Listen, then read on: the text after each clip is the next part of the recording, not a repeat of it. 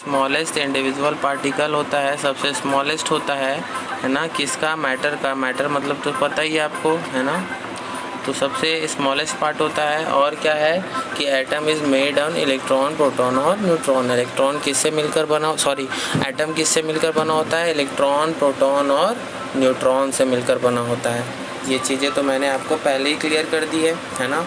आगे देखेंगे कि इसकी क्या क्या प्रॉपर्टीज़ है, कब कब इन्वेंशन हुआ, डिस्कवर कब हुआ, और इसमें कौन सा चार्ज होता है, और ये टोटल कितना चार्ज वेरी करता है, ये सारी बातें। इसका जो मास है वो क्या है, तो आइए पढ़ते हैं। तो यहाँ पे आप देखोगे कि पार्टिकल का नेम है, पार्टिकल का नाम क्या है? देखो पार्टिकल का नाम है यहाँ इलेक्ट्रॉन, प्रोटॉन एंड न्यूट्रॉन। 3 तरह के पार्टिकल हैं, इलेक्ट्रॉन, प्रोटॉन एंड न्यूट्रॉन। तो इसकी डिस्कवरी देखो, इलेक्ट्रॉन की डिस्कवरी किसने की? तो सर जे थॉमसन, है ना। इनका नाम है सर जे थॉमसन।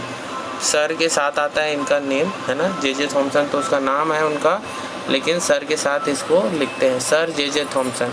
इन्होंने किया था 1869 को। इलेक्ट्रॉन का इन्वेंशन कब किया गया? इन इलेक्ट्रॉन का डिस्कवर कब किया गया? 1869 में। इसके बाद आया गोल्डस्टीन, मिस्टर गोल्डस्टीन। इन गोल्डस्टीन ने किसका इन्वेंशन किया? इन्होंने प्रोटॉन का डिस्कवर किया। और प्रोटॉन को इन्होंने कब किया? 1886 में। 1886 में इन्होंने प्रोटॉन को डिस्कवर किया, है ना। इसके बाद बात करते हैं, आए हैं चैंडविक। चैंडविक जो है वो उन्होंने किसका? न्यूट्रॉन की खोज की है। और न्यूट्रॉन को इन्होंने कब डिस्कवर किया? 1932। तो आपको कुछ समझ में आ रहा है? आप ये चीज़ें देख रहे हो कि 1869, है ना, 1869 और 1886 ये दोनों थोड़ा पास लग रहे हैं आपको। ये दोनों थोड़े ज़्यादा डिफरेंस नहीं है इनमें, है ना, ज़्यादा डिफरेंस इनमें नहीं है। लेकिन 1832 की जो बात करें, इनमें थोड़ा सा डिफरेंस है, थोड़ा ज़्यादा टाइम जो है वो कंज्यूम किया गया किसके लिए? न्यूट्रॉन के लिए, क्योंकि न्यूट्रॉन की खोज करने में थोड़ा सा टाइम हुआ। ठीक है, अब देखो वो हुआ क्यों, उसके पीछे का रीज़न क्या है। तो मैंने बताया था कि ये इलेक्ट्रॉन की खोज है ना, ये किसकी खोज है? प्रोटॉन की। और ये किसकी खोज है? न्यूट्रॉन की। तो आप एक चीज़ यहाँ से पॉइंट आउट कर सकते हो कि जो रदरफोर्ड हमारा वैज्ञानिक था, रदरफोर्ड जो हमारे साइंटिस्ट थे, उस रदरफोर्ड ने भी न्यूक्लियस की खोज की थी 1991 में।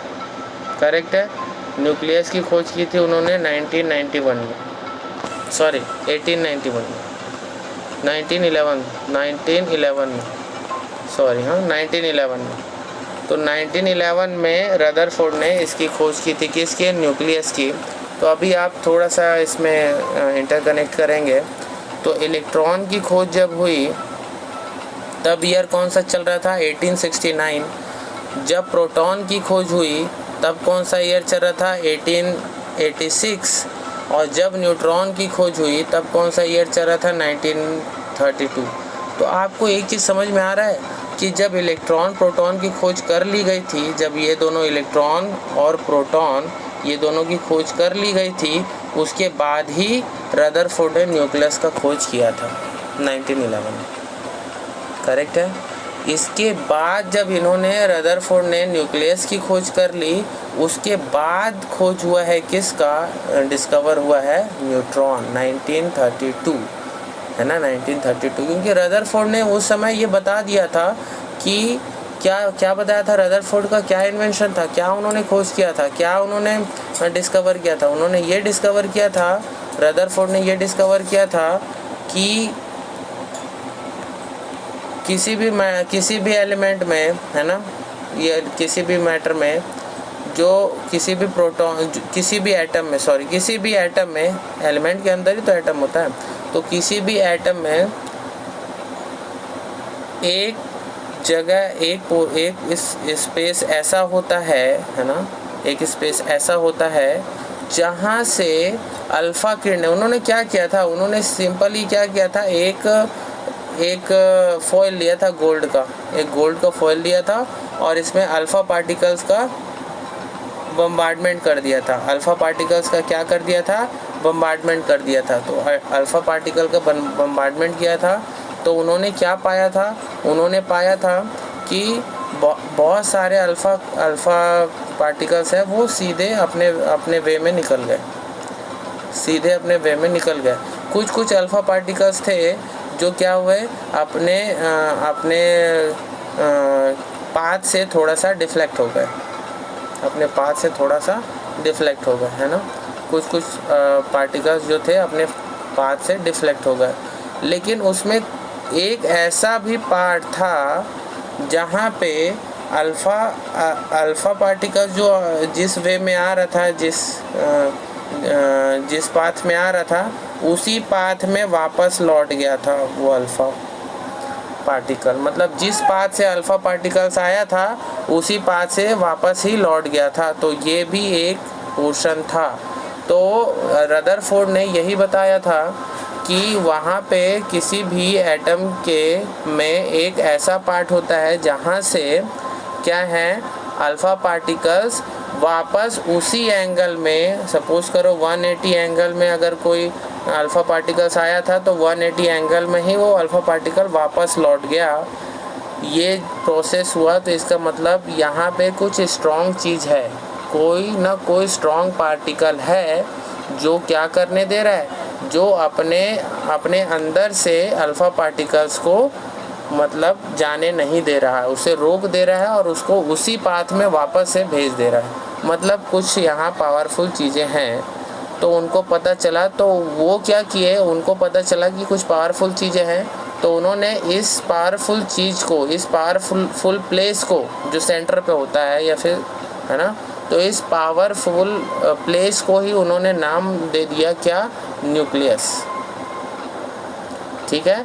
अब जब न्यूक्लियस का नाम इन्होंने दे दिया, उसके बाद ही चैंडविक ने क्या किया, चैंडविक ने देखा, एनालिसिस किया, तो उसको पता चला कि यहाँ पे 2 पार्टिकल्स और हैं, है ना, 2 पार्टिकल्स और हैं। चैंडविक से पहले और भी साइंटिस्ट थे, उन्होंने पता किया था कि यहाँ इसके अंदर 2 पार्टिकल्स हैं। तो चैंडविक ने यहाँ से न्यूट्रॉन का पता लगाया। न्यूट्रॉन से पहले इसको गोल्डस्टीन ने क्या पता लगाया था कि प्रोटॉन, गोल्डस्टीन ने प्रोटॉन का पता लगाया था। तो गोल्डस्टीन ने तो प्रोटॉन का पता लगा लिया था, लेकिन चैंडविक ने फिर न्यूट्रॉन का पता लगाया। और ये दोनों चीज़ें किसके अंदर होती है, तो ये दोनों चीज़ें होती है न्यूक्लियस के अंदर। ठीक है। तो ये सारी चीज़ें हुई थी। तो अभी देखते हैं, इलेक्ट्रॉन जो होता है वो नेगेटिवली चार्ज होता है।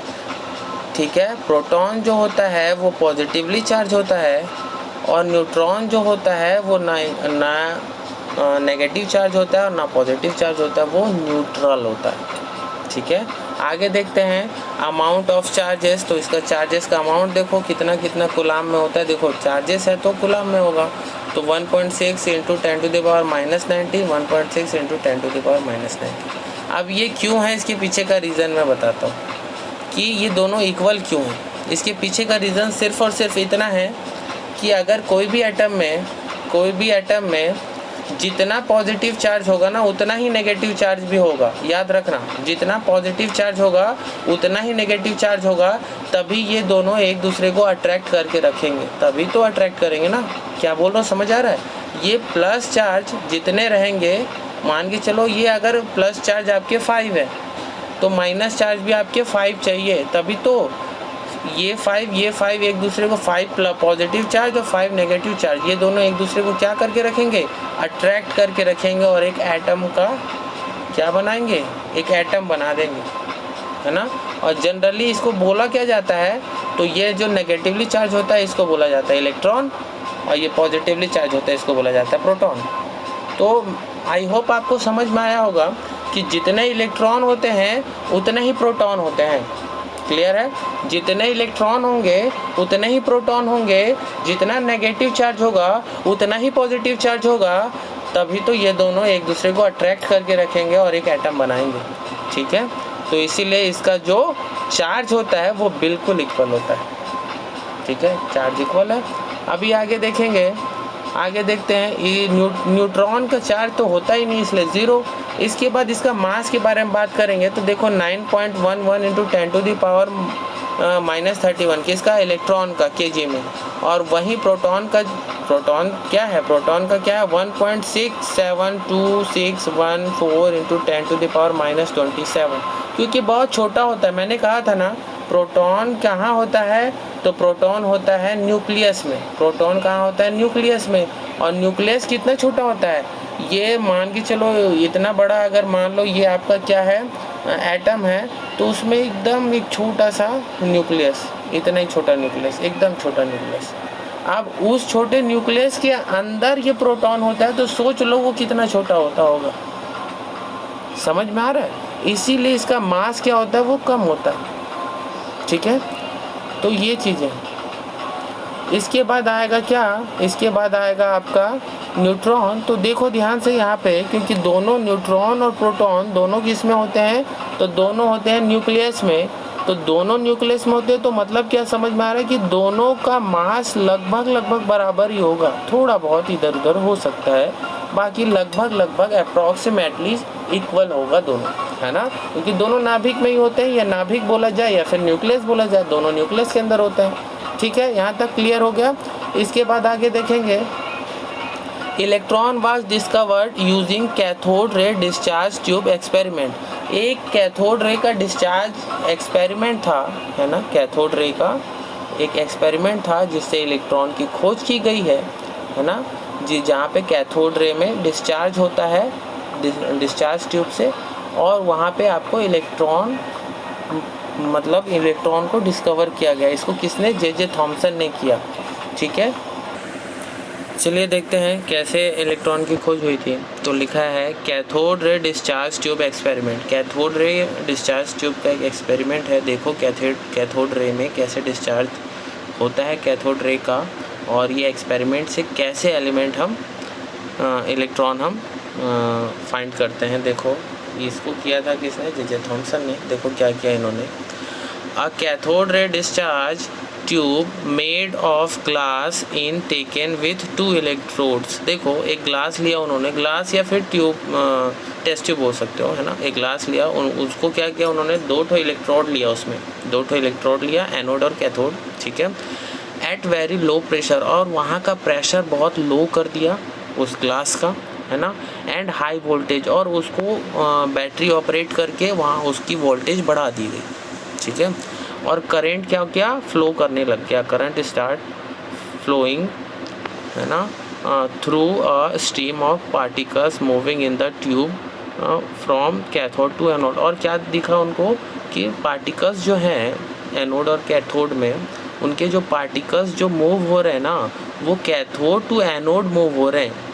दिस रे, अब देखो एक एनोड है, ये कैथोड है, वहाँ से कुछ पार्टिकल्स मूव हो रहे हैं, तो वो रे के फॉर्म में जाएंगे, क्योंकि उनमें करंट है एनोड और कैथोड में, तो रे के फॉर्म में जाते हैं, तो उनका जो मूवमेंट होता है वो कैथोड से एनोड की ओर होता है।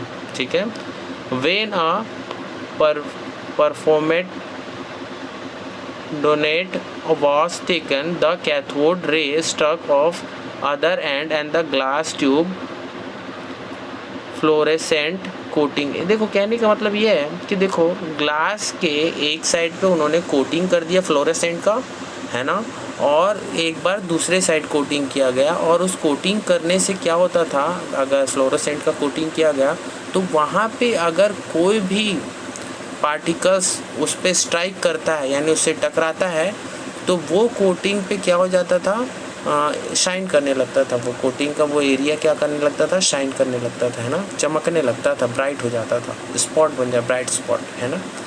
तो वो चीज़ उन्होंने किया, जिससे उनको पता चला कि इनका जो मूवमेंट है अंदर, वो कैथोड से इलेक्ट्रोड की ओर है। मैं आपको यही प्रोसेस एक बार विद डायग्राम समझाता हूँ।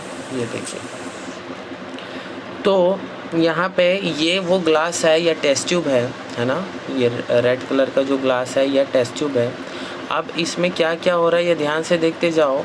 यहाँ पे 2 क्या लिए फिलामेंट, या फिर 2 क्या लिए एनोड और कैथोड।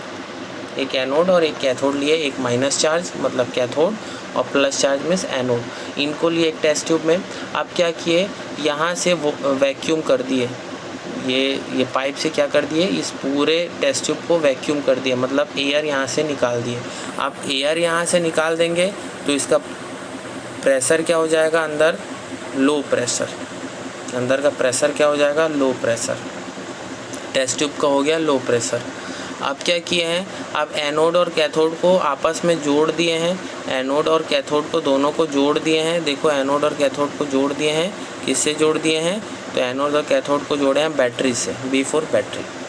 और वोल्टेज हाई वोल्टेज कर दिए हैं, इसलिए वी लिखा हुआ है, देख लो हाई वोल्टेज कर दिए हैं, ये वोल्टेज हाई कर दिए हैं इसका।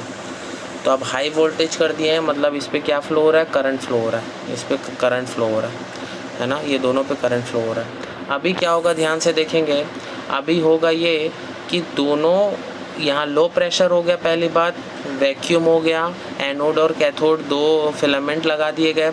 अब क्या हो रहा है, अब इसकी वोल्टेज बढ़ा है तो यहाँ करंट बढ़ेगा, यहाँ करंट बढ़ेगा एनोड में और कैथोड दोनों में करंट बढ़ेगा। अब आपको मालूम है कि अगर किसी में वोल्टेज बढ़ाया जाए और करंट अगर उस पर फ्लो किया जाए तो उसके पार्टिकल्स, उस फिलामेंट के पार्टिकल्स, एनोड और कैथोड, उसके पार्टिकल क्या होंगे, मूवमेंट उनमें फास्ट हो जाएगा, मूव होने लगेंगे जल्दी जल्दी। क्यों मूव होने लगेंगे, क्योंकि किसी को भी अगर हीट दोगे या फिर उसको इलेक्ट्रिसिटी दोगे तो उसके अंदर का जो पार्टिकल्स होता है वो बहुत फास्टली मूव होता है। तो एनोड और कैथोड का पार्टिकल्स हो रहा है बहुत फास्टली मूव हो रहा है। और फिर क्या होगा, एक समय वो अपने इस एनोड और कैथोड से बाहर निकल के इस एरिया में आ जाएगा, क्या, पार्टिकल्स, ठीक है, पार्टिकल्स इस एरिया में आ जाएगा। अब जब पार्टिकल्स इस एरिया में आ गए हैं तब उसके बाद अभी ये देखना चाह रहे हैं कि इनका जो मूवमेंट है वो किस ओर है। तो साइंटिस्ट जो हमारे थे जे थॉमसन, उन्होंने क्या किया, उन्होंने इस साइड पहले राइट साइड कैथोड के साइड उन्होंने क्या किया, एक कोटिंग कर दिया, है ना, कैथोड साइड उन्होंने क्या कर दिया, एक कोटिंग कर दिया। किसका कोटिंग किया उन्होंने, फ्लोरेसेंट का कोटिंग कर दिया। अब कोटिंग कर दिया तो उन्होंने क्या किया, यहाँ पे एक एरिया, कोटिंग करने के बाद क्या समझ में आया, यहाँ का एक एरिया, यहाँ से एक एरिया यहाँ पे खुला छोड़ दिया उन्होंने, एक एरिया को, होल को खुला छोड़ दिया। तो अब जितने पार्टिकल्स यहाँ से आ रहे थे, जितने पार्टिकल यहाँ से आगे जा रहे थे जितने पार्टिकल, वो क्या करे, इस होल के थ्रू बाहर चले गए और यहाँ पे स्ट्राइक कर दिए। ये सरफेस में जहाँ कोटिंग की गई थी वहाँ पे ये पार्टिकल स्ट्राइक कर दिए। तो जब इस पे स्ट्राइक किए तो ये जो आपका कैथोड था, कैथोड के पास जो ये कोटिंग की गई थी, ये कोटिंग में कोई शाइनिंग नहीं हुआ, यहाँ पे शाइनिंग नहीं हुआ, कोई भी शाइन नहीं हुआ। तो उन्होंने यही वाला प्रोसेस एक बार फिर से दूसरी ओर किया, क्या किया उन्होंने, दूसरी ओर किया। और इस बार उन्होंने एनोड में वो कोटिंग कर दी, एनोड में ये कोटिंग कर दी, और एनोड में कोटिंग करने के साथ साथ इस एरिया में भी 2-3 ब्लॉक बना दिए, जिससे कि होल कर दिए, इन द सेंस होल कर दिए, 2-3 होल कर दिए। अब क्या हुआ, अब फिर से इस पे करंट तो फ्लो हो रहा है, अब करंट फ्लो हो रहा है इस पे, तो यहाँ से फिर से अब क्या होंगे, पार्टिकल्स मूव हो रहे हैं सारे, अब एनोड से भी और कैथोड से भी। तो कैथोड से जो पार्टिकल मूव हो रहे हैं वो स्ट्राइक करेंगे, तो वो अगर इस होल पे स्ट्राइक करेंगे तो इस होल के बाहर आ जाएंगे, और इस होल के बाहर आने के बाद और इस वाले सरफेस से टकरा जाएंगे, स्ट्राइक करेंगे। और जैसे ही इस वाले सरफेस से वो स्ट्राइक किए हैं तो यहाँ पे शाइन करने लगा, ये एरिया जो है वो शाइन करने लगा। तो शाइन करने लगा, इसका मतलब अब जे थॉमसन ये समझ गए थे कि इस जो पार्टिकल यहाँ पे पहुँचा है, जो स्ट्राइक किया है इस सरफेस पे, वो पार्टिकल का मूवमेंट कैथोड से एनोड की ओर था। उसका मूवमेंट किस ओर था, कैथोड रे से एनोड की ओर था, उसका मूवमेंट था कैथोड से एनोड की ओर। मतलब कैसे मूव कर रहा था वो, माइनस से प्लस की ओर जा रहा था। पार्टिकल कैसा जा रहा था, माइनस से प्लस की ओर जा रहा था वो पार्टिकल। ये चीज़ समझ में आई, और प्लस से माइनस की ओर जब उन्होंने एक्सपेरिमेंट किया था प्लस से माइनस की ओर, तब प्लस से माइनस की ओर वो पार्टिकल नहीं गए थे, वो पार्टिकल माइनस से प्लस की ओर गए थे। मतलब कहने का मतलब क्या हुआ कि वो पार्टिकल कैथोड से एनोड की ओर गए थे। वो पार्टिकल कहाँ से गए थे? इस कैथोड से इस एनोड की ओर गए थे। और यही पार्टिकल जो था, अभी ध्यान से देखो, कैथोड जो है वो माइनस चार्ज है और एनोड जो है वो प्लस चार्ज है। तो साइंटिस्ट ने ये दिमाग लगाया कि इस माइनस से जो भी पार्टिकल निकल रहे हैं वो प्लस की ओर जा रहे हैं। तो इसका मतलब इस कैथोड फिलामेंट से जितने भी पार्टिकल्स छोटे छोटे निकल रहे हैं वो छोटे छोटे पार्टिकल प्लस की ओर अट्रैक्ट हो रहे हैं। इसका मतलब है जो पार्टिकल है वो माइनस चार्ज होगा, पार्टिकल है वो माइनस चार्ज होगा और वो क्या होगा? इलेक्ट्रॉन होगा। लेकिन माइनस चार्ज के लिए जे थॉमसन इतने कॉन्फिडेंस नहीं थे, है ना, लेकिन उनको ये मालूम था कि यही वो पार्टिकल है जिसको क्या कहते हैं? इलेक्ट्रॉन कहते हैं। ठीक है, यही वो पार्टिकल है जिसको वो इलेक्ट्रॉन कहते हैं। हालांकि यहाँ पे भी क्लियर हो रहा है कि माइनस चार्ज जो है प्लस चार्ज की ओर क्या हो रहा था? अट्रैक्ट हो रहा था। इसीलिए यहाँ के पार्टिकल जो थे माइनस के वो प्लस की ओर एनोड की ओर जा रहे थे। ठीक है, आई होप आपको समझ में आई होगी। कोई डाउट होगा तो आप कमेंट सेक्शन में ज़रूर डाउट मेंशन करना, मैं क्लियर करूँगा। इसके बाद आगे का जो टॉपिक है वो हम करेंगे नेक्स्ट वीडियो में। तब तक के लिए थैंक यू, और देखते रहिए आप अपना यूट्यूब चैनल। और कोई डाउट हो, कुछ हो तो आप उसके लिए कमेंट सेक्शन आपके लिए ओपन है। और आपको इस वीडियो को लाइक करना है, समझ में आई तो वो लाइक करिए। समझ में अगर कहीं आपको समझ नहीं आई है तो आप उस कमेंट सेक्शन में कमेंट कर देना, और इस चैनल को सब्सक्राइब कर लो और लाइक कर लो वीडियो को। थैंक यू, बहुत बहुत धन्यवाद।